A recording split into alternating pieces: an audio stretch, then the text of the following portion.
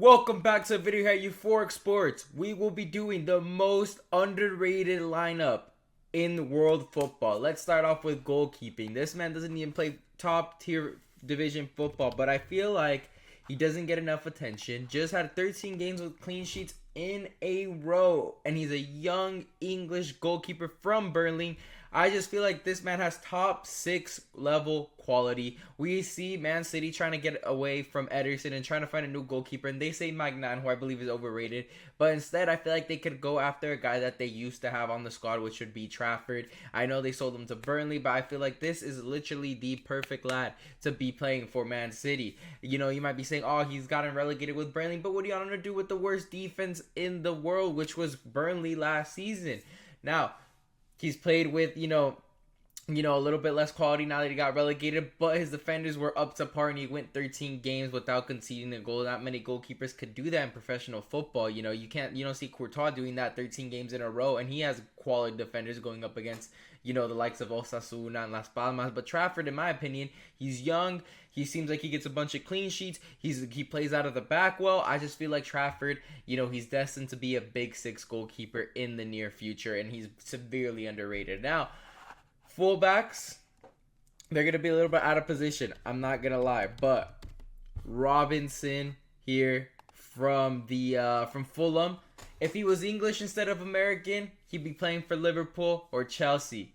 But he's American. So that's why his transfer value and his actual value is so low, because he's not English. That's literally the whole problem. Just because he became American and because he want to play for the national team, that's why he's not rated as highly as he should be. But in my opinion, he's a top 5 fullback in the Premier League, and he should really be playing for a top club. And I feel like this summer he's going to finally get that move. It seems like Liverpool wants to move on for Robertson. And I feel like Robinson here, ironically, because their two names are very similar, would be a great, fullback to replace him. He's shown at Fulham levels. He's consistently their best, top 3 players week in and week out. Doesn't matter if they're playing, Man City, a top team, or a low mid-table team like Man United. He's a consistent player, and he's a top big 6 quality footballer, but he's American, so people just don't rate him that highly.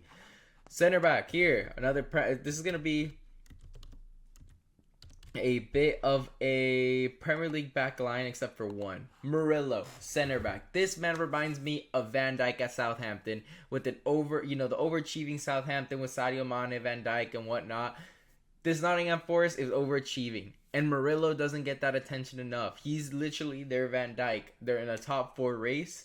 They were in a relegation battle at one point, and he's absolutely shown levels. He's one of the top 5 defenders this season, and he doesn't get enough attention. I don't know why, but he's great. If Liverpool were to lose Van Dijk, you literally have the next Van Dijk, who would be Murillo. And I don't know why he's not getting called up for the Brazilian team. He doesn't get enough attention. This man has been the most underrated center back this season. Now, this man plays fullback, but he can play any side of, he plays center back, he's played right back, he's played left back. But Jurrien Timber, let me tell you about this man. He does not get the flowers enough. He's literally, I know I put him at center back just because he's played center back before, but just because I couldn't not put, the next person is a fullback, and I just couldn't not put them. But Jurrien Timber, man, he plays any position in the defense. On the ball, he's exceptional. Defensively, exceptional. I really want to see Jurrien Timber in the Santiago Bernabeu lined up against Mbappe, Vinny, or Rodrigo, because they could put him anywhere they want. And I know he will lock down whoever his assignment is, because this man is literally what they thought Lisandro Martinez was going to be, which is a absolute stud in defense. He's physically great on the ball. I just cannot talk great enough. And to be honest, he should be in the best 11 in the world this season. Jurrien Timber needs to be in that. I'm sorry to tell you, but he is severely underrated. Literally, he's been like a new transfer for Arsenal. He was out last season with the season-long injury. He's came in, played every single game, and I don't remember ever saying Jurrien Timber has had a bad game, because he's consistent every single time. He's a perfect defender. I don't know why Real Madrid's not knocking on the door, to be honest, because he would absolutely solve their defense. Mendy, talk about Real Madrid. absolutely one of the most disrespected defenders in the world, because Real Madrid is always linked to Theo Hernandez, Trent Alexander, always a fullback. But Mendy doesn't get his flowers because, to be honest, he's very consistent for Real Madrid. Week in and week out, this season, he's been available and he's put in shifts.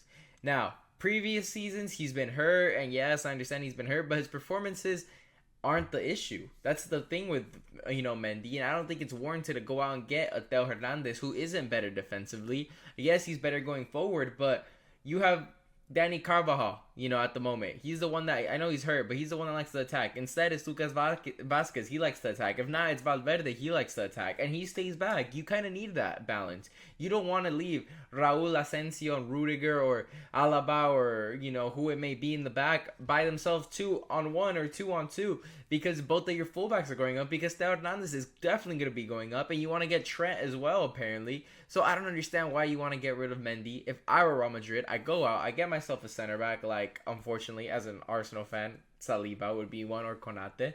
And to pair him up with Rudiger, you have Asensio there as depth as well. You keep Mendy there, maybe get like a little young backup left back, and then right back you can go get yourself Trent for free, and that's your attacking, Danny Carvajal type guy who would be Trent.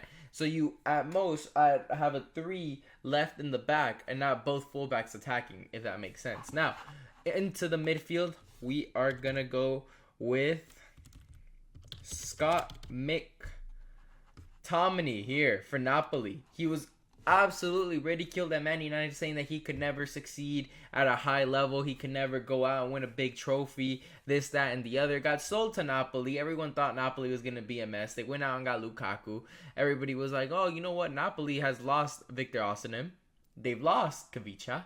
This Napoli team has nothing. They're nothing. And they are in a title race right now with Inter. And Scott McTominay has turned it up.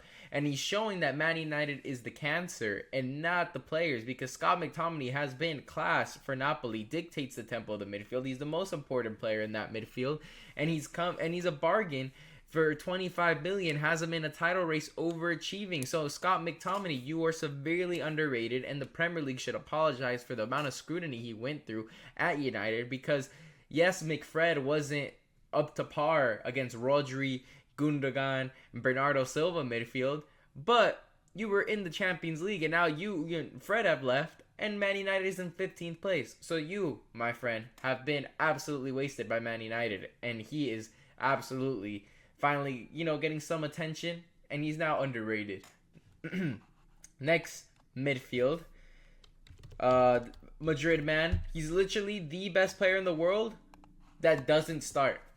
Brahim Diaz just had an absolute masterclass for Real Madrid. Whenever his number is picked, he changes the game. Whenever he comes on the pitch for Real Madrid, he brings in a new energy. He causes problems for the other team. He starts. Jude Bellingham can't play because of a suspension.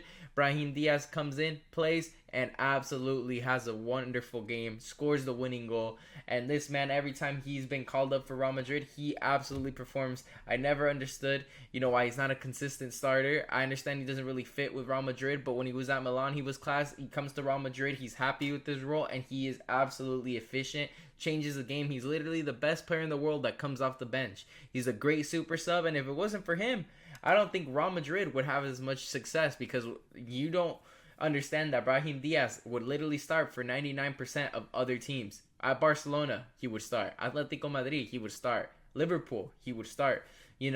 Arsenal, he would start. All these top teams in title races, Napoli, Inter, PSG, he would start. But for Real Madrid, they have this luxury that he comes off the bench, and he absolutely changes the game week in and week out. Underrated. Heavily underrated. Another midfielder here, I'm going to be going with Morgan Rogers right here from Aston Villa. Absolute game changer. Literally what Jack Grealish was supposed to be for Villa before he left for Man City is what Morgan Rogers is. Absolute quality for Villa, and they're the reason why I believe they're going to go to the semifinals of the Champions League, because this man, when he gets the ball, 22 years of age, he is a threat. He is a danger, physically imposing, creative. Everything you want from your box-to-box midfielder is Morgan Rogers and more. 22 years old. I believe he has like 10 goals in all competitions in like Premier League, Champions League.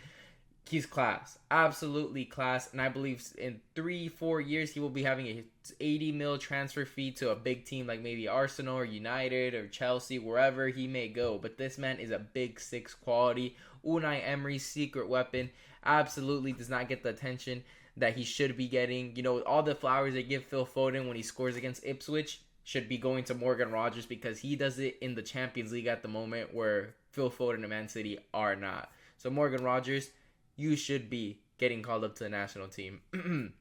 Striker, we're going to be going with the main man himself, Chris Wood. Chris Wood is in the top 3 of goal scorers this season, has Nottingham Forest in the top 4 race. He doesn't get the attention he deserves, man. He's absolutely been lighting it up this season. Nobody expected this man to go from Burnley to Nottingham and absolutely perform to the levels he's been doing this season. He's absolutely, he's been, solid for Nottingham Forest throughout the years, but this season he's just taking it up a level. Like, he's not, at towards the end of his prime. It seems like he hit his prime in his 30s, because he's in the top 3 race for goals scored this season. This man does not get enough attention. Honestly, Chris Wood is literally what everyone thought Solanke was going to be, when he got transferred, pushing Tottenham to a top 4 race. But instead, Chris Wood has gone to Nottingham, and he's with rejects like Hudson-Odoi, with Elanga, and they're absolutely having a fun time over there.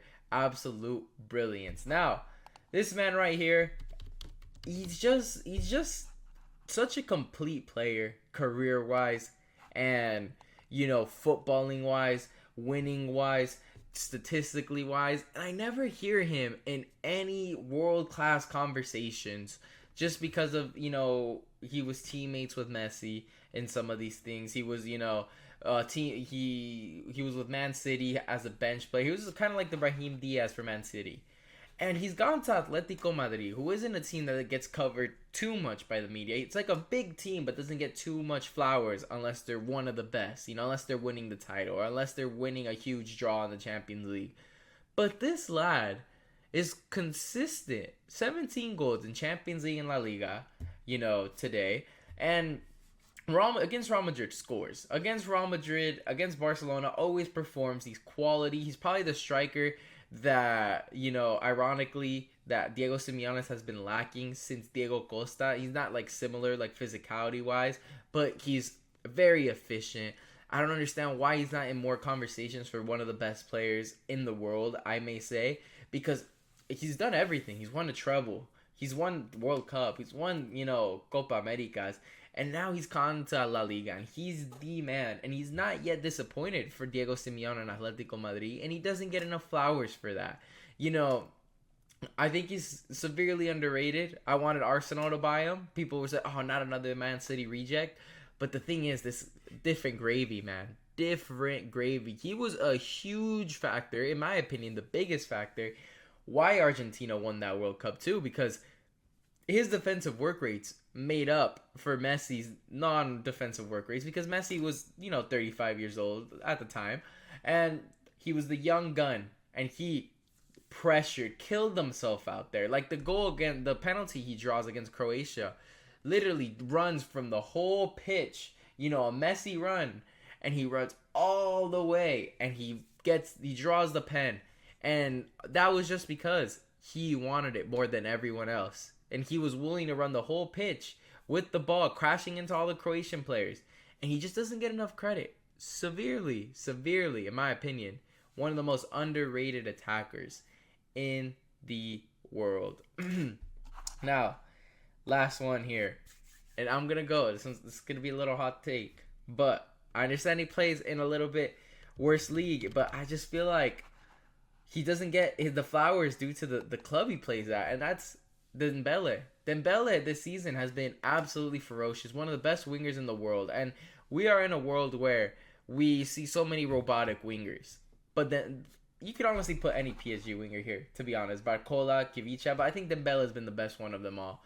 And he plays out of position a lot, plays striker, but he still makes the most of it. This year, in 2025, he's been literally scoring the most, getting the most goals and assists. He's been on fire. You may take him down a little bit because the league he plays in, but if PSG are only down 1-0, we've seen it before, Liverpool going to Anfield against Atletico Madrid, ironically, and they go in and they manage to get a result and they win. They go through in Anfield, and I think this is a very likely thing because Dembele, Karicha, and Barcola all overwhelmed Liverpool's defense because these are flary wingers and they are used to seeing, robotic Jack Grealish pass it back, Martinelli, robotic, and now they're seeing some flair and they kind of were shook. And honestly, PSG should have won that match, dominated in all aspects, but that number 9 was missing. That little moment, Harvey Elliott was ironically the least person we thought we were going to do that, but he ends up doing it. But I just feel like this team is gonna. I know originally I said PSG would end up getting eliminated by Liverpool, but after that match, I have a feeling PSG will have something for Liverpool. But Dembele this season has been great under the radar. He's mostly known for not being able to, produce at Barcelona for such a high transfer fee. But him leaving for free, going to PSG, it seems like it's working out, and he's playing his best football in his career. Never seen him at this type of level since, his last seasons at Dortmund. But anyways, make sure to leave a like and subscribe for more videos. Leave a comment down below if you have any, changes onto this. I understand Timber's a fullback before I get attacked here, but I wanted to put Mendy and Robinson in, and Timbers played center back before, so I had to fit him in somehow. But this is very underrated. Anyways, thank you guys for watching.